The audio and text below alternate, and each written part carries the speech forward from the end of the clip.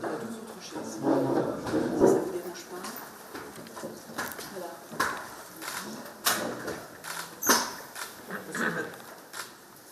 Si, on va vous donner une autre chaise.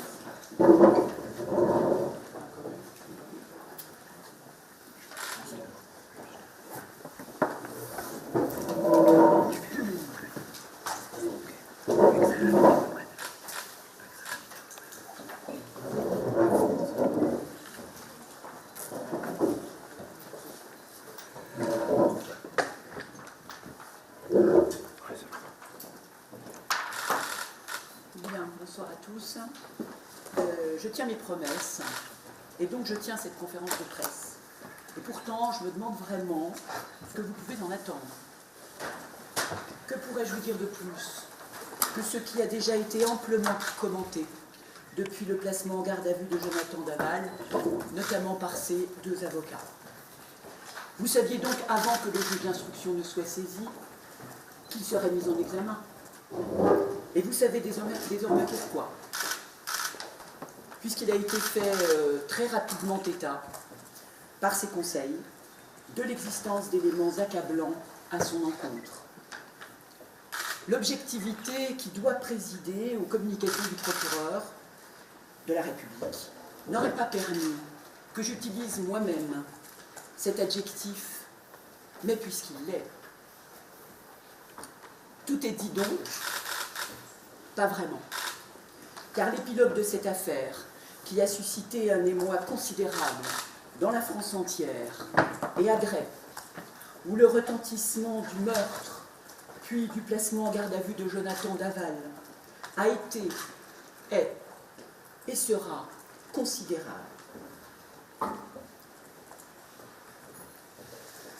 Il est, l'épilogue, c'est le seul et unique fruit d'un travail d'enquête absolument exemplaire, remarquablement conduit par la cellule composée des gendarmes de la section des recherches de Besançon, du groupement de gendarmerie départementale de Haute-Saône et du Doubs, sous l'autorité du juge d'instruction en charge de l'information judiciaire, et ce, malgré la pression sociale et médiatique très forte, malgré des éléments de l'enquête qui auraient dû rester secrets, mais qui ont été relayés par la presse, heureusement suffisamment tardivement pour ne pas l'entraver.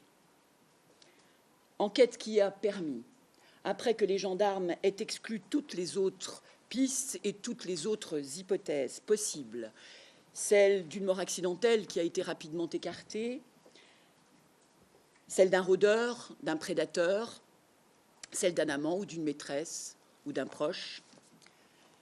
Cette enquête a permis de réunir un nombre suffisamment important d'éléments objectifs qui ont pu conduire à l'interpellation de Jonathan Daval, à sa présentation devant le juge d'instruction, à sa mise en examen pour meurtre sur conjoint, encourant la réclusion criminelle à perpétuité, et aux réquisitions de placement en détention provisoire que je viens de prendre, sans que M. Daval n'ait émis aucune observation et que ses conseils n'aient pas plaidé, simplement corps présent.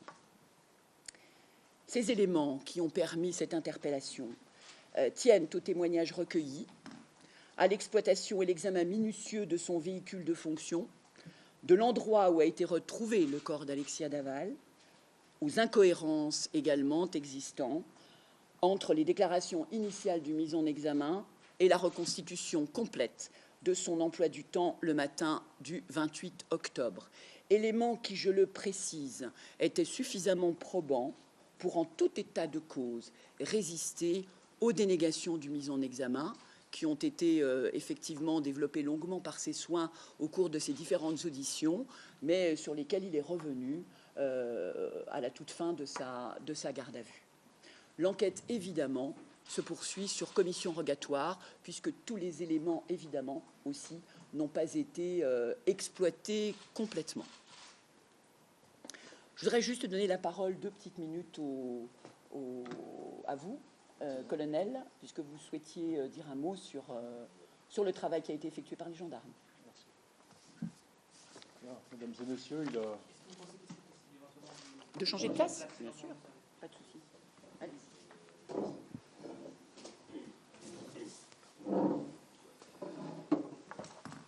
Bien, il a beaucoup été question aujourd'hui de preuves scientifiques et matérielles. Vous avez entendu parler de traces de pneumatiques, de prélèvements sur un corps, de morceaux de tissu. Lorsqu'on a affaire à un crime sans témoin, ces éléments sont décisifs, et ils l'ont été. Ils ont été recueillis au prix d'un engagement de moyens exceptionnels.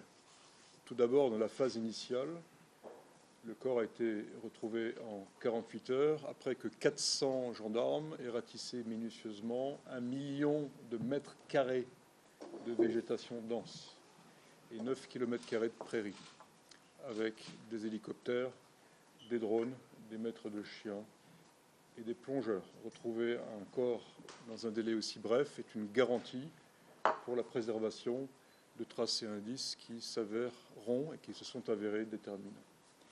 Deuxièmement, ces éléments ont été recueillis, ils ont pu l'être grâce à l'engagement immédiat sur, non pas la scène de crime, mais la scène de découverte du cadavre, de 3 techniciens en identification criminelle avec leur laboratoire qui ont conditionné, prélevé et envoyé au laboratoire central tous les éléments qui, aujourd'hui, ont contribué de façon déterminante à la manifestation d'un début de vérité.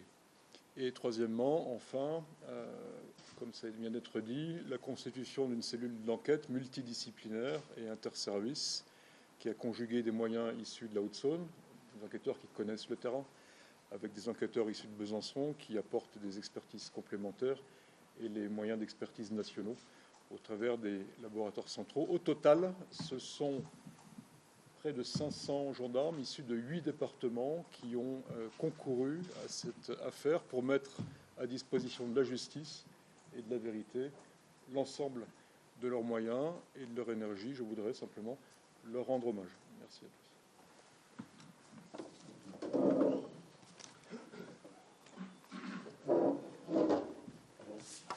Bien. Est-ce que vous avez des questions à poser? Comment Jonathan Daval explique le corps partiellement calciné de son épouse?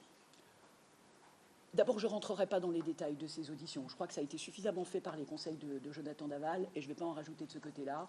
Donc pour le moment, vous savez ce qu'il en est de ces déclarations au regard de celles qui vous ont été faites par les avocats. Moi, je ne rajouterai rien de plus. Mais vous envisagez de complicité est envisagée? Dans l'immédiat, ça n'a pas été évoqué en tout cas. L'information judiciaire est pour assassinat à la base. Qu'est-ce qui fait que maintenant la mise en examen resserre un petit peu? La mise en examen, elle va coller effectivement aux éléments d'enquête qu'on a recueillis. Elle va coller aussi aux déclarations qui ont été effectuées, même si elles ne le collent pas complètement, aux dernières déclarations qui ont pu être effectuées par Jonathan Daval. Et donc c'est la raison pour laquelle il y a une requalification qui a été faite par le juge d'instruction à la demande du parquet de meurtre sur conjoint. La préméditation n'a pas été retenue. Mais c'est la réclusion criminelle à perpétuité qui est encourue de la même manière que pour l'assassinat. de médicaments que prenait Alexei Daval pour expliquer des crises, comme il a dit. Ce sont ses explications. Il explique effectivement un comportement de son épouse qui était un comportement parfois un peu particulier, peut-être au regard des médicaments. Ça fait encore partie des éléments que les gendarmes et le juge d'instruction devront sans doute, ou devront aller un peu plus loin sur ce comportement. Je ne vous dirai pas spécialement ce que sont ces médicaments. Ce sont des médicaments, ça fait partie de l'enquête. Ça n'a guère d'intérêt. Les avocats ont déjà annoncé qu'ils plaideraient les coups mortels. Qu'est-ce qui vous permet de retenir la qualification de meurtre? Ce qui permet de retenir la qualification de meurtre, ce sont toutes les constatations qui ont été effectuées par les services de gendarmerie. C'est effectivement la mort par strangulation. Il y a encore, par rapport à... On n'est qu'à 3 mois de la découverte du corps. C'est-à-dire que tout ça est allé à la fois sûrement trop lentement pour vous, mais très vite. Et très complètement, et je le répète de façon absolument exemplaire en matière d'enquête, ça a abouti effectivement à ce que je ne me souviens plus de votre question. Pourquoi pas les coups mortels et pourquoi pas? Pourquoi pas les coups mortels et pourquoi un meurtre? Donc l'ensemble de ces explications, excusez-moi, je suis un peu fatiguée, l'ensemble de ces explications ont abouti effectivement, de ces éléments d'enquête en tout cas, ont abouti effectivement à des éléments suffisants pour imaginer que la mort a été donnée volontairement et non pas, en tout cas actuellement, accidentellement. L'avocat parlait du corps carbonisé qui n'aurait pas été le fait de Jonathan Daval. Qu'est-ce que ça vous inspire, cette sorte? Voilà, l'avocat, il expose ce qu'il a envie d'exposer, il évoque ce qui sera effectivement ses moyens de défense. Je n'ai rien à en dire. Pas de complice en l'état. Je n'ai rien à en dire. Pour le moment, c'est Jonathan Daval qui a été placé en garde à vue, qui a été présenté devant le juge d'instruction, et on n'a aucun élément, dans l'immédiat en tout cas, qui permette d'évoquer une quelconque complicité. La mort d'Alexei Daval remonte avant le jogging, donc. Ah, par hypothèse, oui. Elle est habillée en jogging. Et elle est habillée en joggeuse. Donc on peut supposer qu'il l'a habillée. Vous supposez tout ce que vous voulez supposer. C'est celle de la strangulation que les coups mortels, enfin que les coups ayant entraîné la mort sont écartés. C'est précisément ça.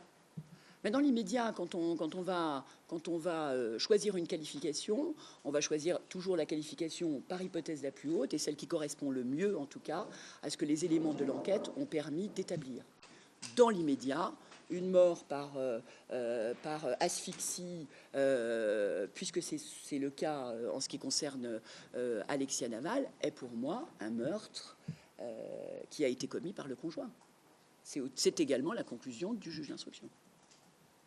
Est-ce que le témoignage du voisin, c'est ça qui a provoqué la mise en la garde à vue? Non. Non, le témoignage du voisin serait totalement insuffisant. C'est un ensemble, ainsi qu'on l'a rappelé, un ensemble d'éléments probants qui ont été recueillis, qui sont des éléments objectifs, qui ont été recueillis par cette cellule d'enquête, qui ont tous convergé à un moment donné. Et après, effectivement, que toutes les hypothèses aient pu être exclues par les enquêteurs, hein, on n'a pas travaillé spécifiquement, ils n'ont pas travaillé spécifiquement sur l'hypothèse du meurtre par le conjoint. Ils ont déjà évacué toutes les autres hypothèses possibles et l'ensemble des éléments qui ont été recueillis convergeaient et ont convergé vers effectivement cette mise en cause. Et quelles étaient les autres hypothèses à part la mort accidentelle et l'amant ou la maîtresse? Le rôdeur. Et à part Le rôdeur, le prédateur. C'était rapidement écarté. Donc Le rôdeur et prédateur n'a pas été spécialement rapidement écarté. Hein, c'est-à-dire que moi, j'ai été au parquet, j'ai reçu un certain nombre d'informations qui provenaient d'autres parquets relatives à des personnes dangereuses qui étaient connues pour des agressions sexuelles et qui auraient pu se trouver sur les lieux. Toutes ces hypothèses-là ont été évacuées par les services de gendarmerie. Et il y en a eu plusieurs. Comment ? Des centaines de signalements. Voilà. Voilà, exactement. Hein, il y a eu de nombreux témoins qui sont venus expliquer un certain nombre de choses, comme d'habitude d'ailleurs quand on a des affaires extrêmement médiatisées. Et tout ça a été pris au sérieux systématiquement par les enquêteurs. Tout a été pris au sérieux, tout a été écarté. Et dans le même temps, puisque le travail s'est fait évidemment dans le même temps, c'est-à-dire on recueille à la fois les éléments par des expertises qui ont été sollicitées, par des recoupements qui ont été faits par la cellule d'enquête, et dans le même temps, toutes les hypothèses étaient évacuées. Et le drap qui recouvrait le corps ancien, c'était... Le drap qui recouvrait... C'est quand même un élément le drap qui recouvrait le corps, qui recouvrait pour partie en tout cas le port de Alexia était un élément central, effectivement. C'était un élément central. On imaginait en effet mal un rôdeur ou un prédateur qui la rencontre par hasard alors qu'elle fait son jogging, qui a un drap dans sa voiture et qui... voilà. Donc ça fait partie aussi des éléments qui ont permis d'écarter les autres hypothèses. Comment est-ce qu'on explique que des silences à passer aux aveux? Il faut le demander à ses avocats. Moi, je ne suis pas là pour parler à la place de Jonathan Daval. Hein. Je pense qu'il a des voix pour ça et qu'il s'exprime largement suffisamment. Alors, les gendarmes peuvent peut-être nous dire si Jonathan Daval a été placé sous surveillance dès le début de l'enquête, s'il a été placé sous écoute téléphonique. On n'a pas à rentrer dans des éléments qui sont des éléments d'enquête et qui font partie effectivement du secret d'instruction. L'étude de la voiture a été déterminante dans l'enquête. L'étude de la voiture a été déterminante aussi, bien sûr. Sur, Jonathan. l'ensemble de ces éléments a convergé vers Jonathan Daval. C'est l'ensemble de ces éléments. C'est comme je l'ai dit, le travail qui a été effectué, non pas peut-être pas sur la scène de crime, parce que c'est sans doute pas là que le crime a été commis, et maintenant on le sait à peu près, mais en tout cas sur ce qui a été découvert et le travail qui a été effectué, en effet, sur la téléphonie, qui a été effectué sur le véhicule automobile. C'est tous ces éléments-là qui sont, je le répète, des éléments totalement objectifs, totalement objectifs, et qui ont recoupé effectivement les différents témoignages qui ont été recueillis, et témoignages dont certains étaient également tout à fait essentiels. Il n'y a plus de zone d'ombre dans l'emploi du temps de Jonathan Daval? Non, il n'y a pas de zone d'ombre, enfin il n'y a plus de zone d'ombre particulière. S'il y en avait avant, maintenant en tout cas il y en a beaucoup moins. Ça veut dire que vous avez une chronologie, on sait à quel moment il a tué Alexia et à quel moment il l'a brûlée? Ça fait partie des déclarations qu'il fera devant le juge d'instruction et qui seront effectivement ensuite exploitées peut-être dans le cadre de la commission rogatoire pour s'assurer que tous les éléments nécessaires à l'information y sont. Donc pour le moment, on ne peut pas en parler. Vous l'avez dit, on a la version de Jonathan Daval. Est-ce que vous pouvez nous dire officiellement quelle est l'hypothèse du décès du meurtre? Est-ce que c'est bien une dispute conjugale qui aurait... C'est vraisemblablement une dispute conjugale. Voilà. C'est vraisemblablement une dispute conjugale. On reste toujours, il faut toujours rester, voilà, il faut faire toujours un peu attention. Ça reste toujours des hypothèses. Tant que l'information judiciaire n'est pas terminée, que tous les éléments n'ont pas été recueillis, on ne peut pas affirmer. On affirmera si un jour, effectivement, Jonathan Daval comparaît devant une cour d'assises. Mais avant, ça reste toujours des hypothèses que l'on travaille et qui sont toujours travaillées par le juge d'instruction et par les enquêteurs. Dans la nuit avant la déclaration de sa disparition. C'est ça. Elle a été tuée la nuit. Vraisemblablement tuée, effectivement, dans la nuit avant en tout cas que soit déclarée sa disparition. Ça veut dire que c'est lui qui a envoyé le SMS à la sœur en disant je vais faire un truc. Je ne rentre pas dans des considérations aussi précises. Ça fait partie effectivement de l'enquête, je n'ai pas à le commenter. Qu'est-ce qui s'est passé pour que hier ou avant-hier, j'ai un doute, ça démarre, le top départ de la garde à vue? Pourquoi C'est qu'à un moment donné, les enquêteurs sont arrivés à un travail qui pour eux est abouti. Il n'y a pas eu un top départ, il n'y a pas eu un choix particulier qui a été effectué. Il y a à un moment donné d'une enquête, le fait qu'on est arrivé effectivement à ce que tous les éléments nécessaires et probants soient réunis pour aboutir à l'interpellation et au placement en garde à vue. C'est tout. Voilà. Ça n'a été choisi pour rien d'autre que pour cette raison-là. Bien. Si effectivement Alexia Daval est morte avant le jogging, est-ce que le fait qu'il orchestre cette mise en scène derrière la tenue, son emploi du temps, le SMS éventuellement si c'est qu'il a envoyé, et le signalement de sa disparition vers midi et demi, est-ce que ce sont des circonstances aggravantes par rapport au fait qu'il ait commis ce geste Ce ne sont pas des circonstances aggravantes légales. Ça peut être des circonstances qui peuvent être prises en compte comme étant aggravantes, voilà, par un jury aux assises, voilà. Mais ce n'est pas une circonstance aggravante, en tout cas légalement. La seule circonstance aggravante qu'on a retenue et qui se suffit à elle-même, puisque ça fait encourir la réclusion criminelle à perpétuité, c'est le fait de donner la mort à son conjoint. Du coup, le recel de cadavre n'est pas retenu du tout? Le recel de cadavre. C'est-à-dire la dissimulation du cadavre n'a pas été retenue? Non. Ça suffit. Voilà. J'allais dire, ce qui s'est passé avant et après et pendant, ça fait partie de cette voilà, ça fait partie du meurtre, ça fait partie du contexte, qu'il soit postérieur, antérieur, ça devient de l'assassinat, postérieur, ce sera pris en compte, mais ça n'est pas une circonstance aggravante. Voilà. Oui. Si vous permettez, simplement sur les aspects généraux de l'enquête, j'ai 2 mots à dire, si vous le souhaitez. Oui, si vous voulez.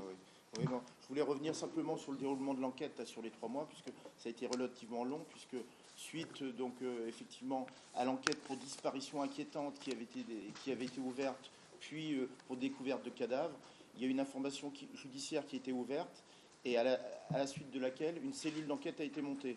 Donc une cellule d'enquête composée de 12 enquêteurs plus des gens, des analystes criminels, qui a travaillé à temps complet sur ce dossier, et qui, effectivement, elle était composée de militaires de la section de recherche, du groupement de gendarmerie départementale de Haute-Saône, mais également du Doubs, puisqu'il avait été validé le fait qu'il fallait mettre des moyens en personnel et en matériel de manière à pouvoir résoudre cette affaire le plus rapidement possible. Donc, par une subsidiarité d'unités territoriales et d'unités de recherche, donc dédiées à la police judiciaire, un travail considérable a été abattu en l'espace de 3 mois, avec une synergie parfaite entre les différents enquêteurs, qui a permis d'éliminer successivement les différentes hypothèses envisagées, notamment que ce soit l'accident maquillé, d'une part, un rôdeur ou un délinquant sexuel du coin ou d'une zone plus éloignée, et également la piste dans l'environnement familial, qui soit sous forme d'un amant, d'une maîtresse, via une liaison, ou dans l'environnement familial, où là intervient effectivement le mari. Par les moyens de police technique scientifique qui ont été déployés via notre labo l'IRCGN à Pontoise, mais également en direction d'autres labos, il a été mis à jour des éléments qui sont incriminants, véhicules, notamment au niveau du véhicule, Nemo, des témoignages, des éléments résultant de la police technique et scientifique, des anomalies dans les emplois du temps et des constatations également lors des perquisitions. Et tous ces éléments-là convergeaient vers une même hypothèse, la perquisition venant effectivement en dernier lieu. Et le 29 janvier, donc ça a permis l'interpellation, puisqu'il fallait traiter la dernière hypothèse, avec tous les éléments qui convergeaient. Ça a permis l'interpellation de Jonathan Daval, à la suite de quoi, effectivement, il s'est retrouvé placé en garde à vue par des enquêteurs, mais également par des spécialistes du département des sciences du comportement, et ce qui a permis d'aboutir en fait aux aveux circonstanciés en fin d'après-midi. Voilà tout ce que je voulais dire pour le travail de la cellule d'enquête. Pourquoi les spécialistes des sciences du département, du comportement? On est dans les spécialités d'ordre psychologique et psychiatrique, qui sont capables de décrypter des comportements et qui peuvent apporter une aide aux enquêteurs chargés des gardes à vue. Est-ce que ça veut dire que ces spécialistes étaient déjà en action au moment des conférences de presse au tout début de cette histoire? Ils n'analysent pas les conférences de presse. C'est complètement différent. Ils analysent plus les scènes de crime. Les scènes de crime. Voilà. Mais ils sont pas, et c'est pas les comportementalistes qu'on peut voir au Canada, par exemple. Hein. Et donc, ça n'est pas ce qui aurait pu être intéressant, en effet. Hein. L'analyse de comportement de Jonathan Daval lorsqu'il a été interviewé, lorsqu'il a fait un certain nombre de choses. Oui. Non, c'est pas comme ça qu'ils travaillent. Chez nous, en tout cas. Et ce ne sont pas des experts, hein, c'est simplement des aides pour les enquêteurs. La perquisition hier a-t-elle été particulièrement probante? Elle a eu des bons résultats. De bons résultats, qui sont effectivement... qui sont effectivement... Non. J'ai simplement dit que c'était des résultats qui étaient... Oui, mais les écoutes, je n'ai pas à vous répondre sur le fond et sur ce qui fait partie de l'enquête. Oui. Enfin, je suis resté très général quand même hein, dans ma réponse. Non, je ne rentre pas dans les détails des commissions rogatoires, de quoi que ce soit d'autre. Sur le profil psychologique de Jonathan Daval, le fait qu'on l'ait vu tous en larmes au moment de la marche blanche, au moment de cette... Est-ce que vous avez des éléments là-dessus? Quel type d'homme c'est pour pouvoir vivre ça comme ça Ce sont les expertises qui nous le... J'espère, en tout cas, qui feront la lumière sur cette personnalité qui paraît effectivement un peu complexe. C'est quand même marquant comme épisode de l'enquête, ça. Enfin, comme contre-coup de l'enquête. On a tout vu, enfin, je veux dire, tout est marquant. Hein. C'est vrai que c'est marquant, c'est sûr que c'est marquant et que, je le dis, ça suscitera sans doute un émoi considérable à Gray où beaucoup de personnes s'étaient mobilisées pour le soutenir et qui doivent se trouver évidemment aujourd'hui un peu trahi. Pendant la garde à vue, il était comment psychologiquement, j'entends. On n'a pas à rentrer non plus, là, dans ces éléments. Mais tout est intéressant. Le problème, c'est que tout est protégé par le secret de l'enquête et qu'on ne peut pas rentrer dans des détails qui n'ont pas d'intérêt dans le cadre d'une conférence de presse. Des éléments très concrets, continuent à nier. Comment ça se passe? Ça se passe comme ça. Ouais. C'est compliqué pour les enquêteurs de voir que tous les éléments convergent vers le mari éploré, justement, que tout le monde voit. Comment, quand on est enquêteur et qu'on voit que le principal suspect est ce mari. Alors, quand on est enquêteur, on est d'abord un professionnel. On n'entre absolument pas dans ces considérations-là. Et c'est parce qu'on n'entre pas dans ces considérations-là qu'on est un bon enquêteur. Oui, mais il ne faut pas se tromper. Voilà. C'est pour ça que ça a mis aussi tant de temps. Il n'y a pas, faut pas se tromper. Ça veut dire qu'on recueille. Le travail n'est pas de dire je pars d'une hypothèse et je fais en sorte de la monter et pourvu que je ne me trompe pas. C'est absolument pas comme ça que ça fonctionne. Ça fonctionne comme je vous l'ai dit. On voit toutes les hypothèses, on les travaille toutes, on recueille tous les éléments, on fait tous les examens qui sont possibles, on recueille tous les témoignages, ensuite on voit vers où ça converge et à ce moment-là, on travaille sur la personne qui est mise en cause de façon un peu plus importante. Et il y avait toujours un doute le 29 janvier, quand vous avez interpellé Jonathan Daval, le fait que ce soit lui. À partir du moment où Jonathan Daval a été interpellé avec l'aval évidemment du juge d'instruction sous l'autorité de laquelle la cellule travaillait, c'est qu'il existait des éléments suffisamment probants pour son placement en garde à vue. Puis ensuite, pour sa présentation et sa mise en examen. Quelle a été la réaction des parents d'Alexia lorsque vous leur avez annoncé les aveux de leur genre? Je n'en sais rien. Ils ont également un avocat qui a pu s'exprimer sur ça. Je ne vais pas m'exprimer à la place des parties civiles. Pour les informer ou... C'est pas comme ça que ça se passe. C'est pas moi qui les ai appelés. Non. Voilà. Est-ce qu'il a traité sur un fait précis de la garde à vue qu'on lui a amené? De la même manière, on ne va pas rentrer dans le détail de la façon dont tout ça s'est déroulé. Hein. Ça s'est déroulé comme ça. Ça s'est terminé effectivement par des aveux. Voilà. C'est mieux pour nous, même si ça n'était pas indispensable. Voilà. Merci. Bonsoir à tous. Est-ce que le débat contradictoire aurait eu lieu? Oui. Sans les avocats? Comment? Ah si. Si, avec les avocats. Mais il n'y a pas eu d'observations particulières qui ont été présentées. Donc c'est un placement en détention provisoire.